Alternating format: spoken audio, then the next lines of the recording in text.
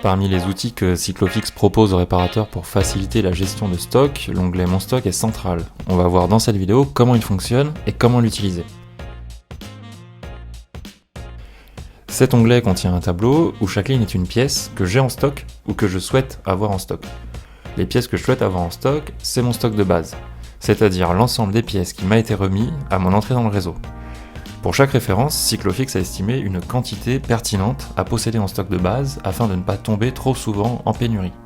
On le verra plus tard, le stock de base est modulable par le réparateur en fonction de son activité. Concrètement, sur la référence chambre à air continentale MTB26, la colonne base m'indique 2 unités.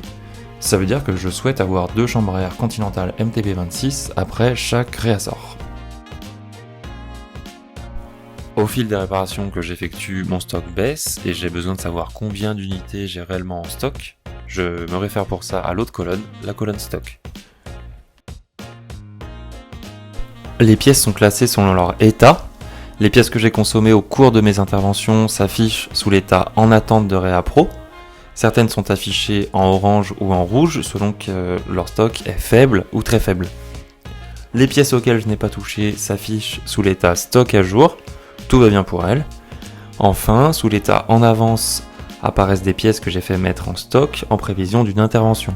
Elles correspondent à un besoin mécanique précis, mais elles sont trop peu souvent utilisées pour figurer dans mon stock de base. J'ai ici par exemple un pédalier Shimano triple plateau qui disparaîtra de la catégorie en avance dès que je l'aurai facturé. A noter que si je ne l'écoule pas, une intervention annulée par exemple, je dois le retourner rapidement au magasin Cyclofix afin qu'il puisse être remis à un réparateur qui en aurait besoin. L'onglet Mon stock contient d'autres fonctionnalités. Chaque référence est cliquable. J'accède alors à une fiche qui contient une photo, des informations complémentaires et d'éventuelles instructions liées au montage ou à la facturation de cette pièce. Elle contient également la référence interne à Cyclofix, qui est utile, on le verra, pour communiquer avec le magasin. Cette fonctionnalité est pratique pour s'y retrouver dans des références aux noms pas toujours très explicites. Qu'est-ce que c'est que ce passage de câble cantilever type Y par exemple? Beaucoup plus clair avec une photo. Ce sera très utile au moment de réaliser mon inventaire. L'onglet est également doté d'un historique qui compile toutes les entrées de pièces dans mon stock et toutes les sorties de pièces depuis mon stock. Si j'ai un doute sur une pièce que j'ai ajoutée à une fiche ou sur une pièce qu'un magasinier a ajoutée à mon stock, c'est là que je vais pouvoir vérifier et éventuellement demander un rectificatif.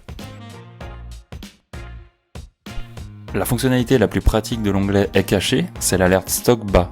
L'app analyse en effet en permanence l'état de mon stock et quand de nombreuses pièces sont en état d'attente de réappro, donc quand je commence à voir du rouge ou du orange un peu partout, je reçois une notification m'indiquant qu'il est temps de demander un réassort. C'est très pratique, j'ai pas à me soucier en permanence de mon niveau de stock global, je suis prévenu quand il est bas. Évidemment, ça ne m'empêche pas d'être proactif et de demander un réassort sans attendre cette alerte.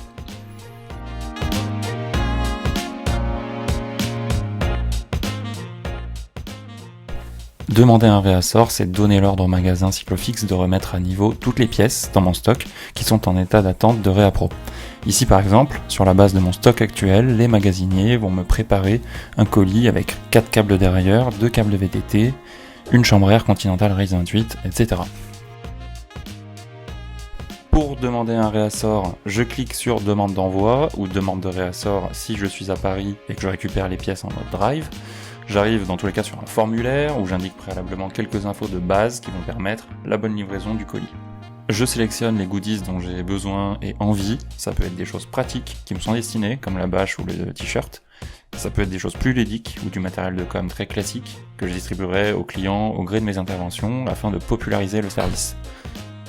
On me demande ensuite de préciser mes besoins sur des pièces non suivies. Elles sont soit trop petites pour être comptées, comme l'adaptateur Presta-Schrader, soit utilisées de manière un peu aléatoire, comme les rouleaux de fond de jante ou de gaine. Donc c'est à moi de préciser mes besoins sur ces pièces-là.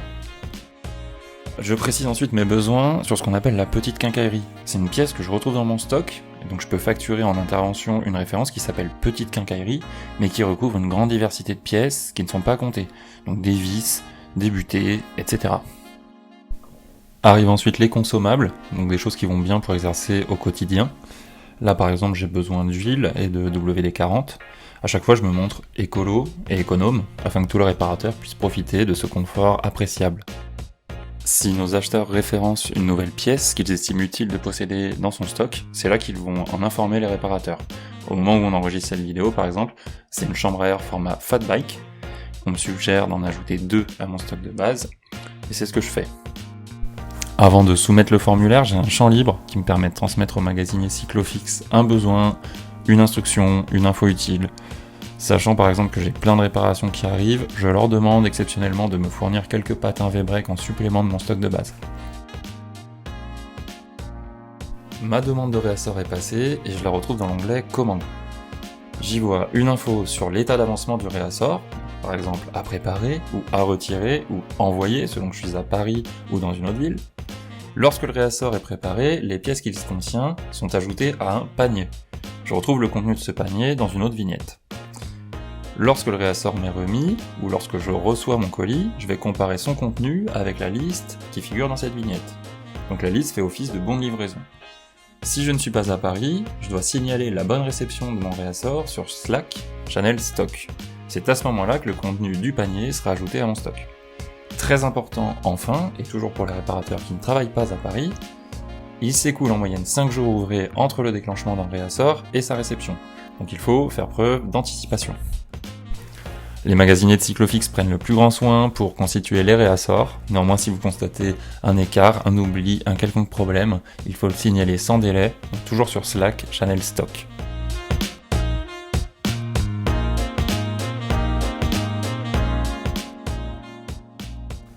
Selon mes habitudes de réparation, je peux vouloir modifier mon stock de base, c'est-à-dire demander à augmenter ou à diminuer mes quantités de base sur telle ou telle référence. Par exemple, j'installe des pneus Continental Ride Tour 622-37 très régulièrement, mais je n'en ai qu'un dans mon stock de base. Donc je suis trop souvent en rupture de stock et je vais demander au magasin Cyclofix d'augmenter mon stock de base sur cette référence. Comment je m'y prends ? Alors il y a 2 cas de figure. Si ma demande porte sur moins de 5 références, je vais tout simplement le faire à l'écrit. Je copie l'ID de la pièce ou des pièces en question et j'écris un petit mot au magasinier sur Slack, Channel Stock, en leur demandant d'augmenter ou de diminuer mes quantités de base sur les références en question. Si ma demande porte sur 5 références ou plus, je vais utiliser la fonction export de mon stock. Donc je clique sur recevoir par mail la liste de mon stock et je vais recevoir un mail contenant en pièce jointe un fichier en CSV que je vais devoir ouvrir et traiter avec un tableur type Excel, Sheet ou tout autre logiciel libre. Donc pas de panique, la procédure est expliquée de manière très détaillée dans le coin du fixeur. L'inventaire du stock se fera selon cette même procédure. Chaque réparateur devra le réaliser au minimum une fois par an et il recevra un mail l'y invitant. Bien sûr, il est possible de faire des inventaires plus régulièrement, c'est même très sain. L'exercice reste assez rapide car le volume de pièces stockées est plutôt raisonnable et ça évite de laisser traîner des écarts de stock qui finissent forcément par créer des soucis en intervention.